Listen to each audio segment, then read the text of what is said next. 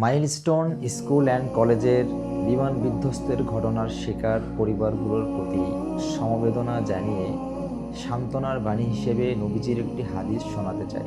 হযরত আবু মুসা আশআরী রাদিয়াল্লাহু তাআলা আনহু থেকে বর্ণিত, নবী করিম সাল্লাল্লাহু আলাইহি ওয়াসাল্লাম বলেন, যখন কোনো বান্দার সন্তান মারা যায় তখন আল্লাহ তাআলা ফেরেশতাদেরকে বলেন, তোমরা কি আমার বান্দার সন্তানকে উঠিয়ে নিলে? তারা বলে, হ্যাঁ। আল্লাহ তাআলা আবারও জিজ্ঞাসা করেন, তোমরা কি তার অন্তরের ধনকে কেড়ে নিলে? তারা বলে, হ্যাঁ। আল্লাহ তাআলা আবারও জিজ্ঞাসা করেন, তখন তারা কি বলল?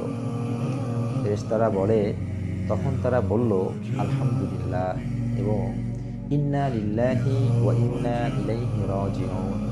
তখন আল্লাহ তাআলা বলেন, আমার বান্দার জন্য জান্নাতে একটি ঘর নির্মাণ করো, যে ঘরটির নাম বাইতুল হামদ। সুবহানাল্লাহ।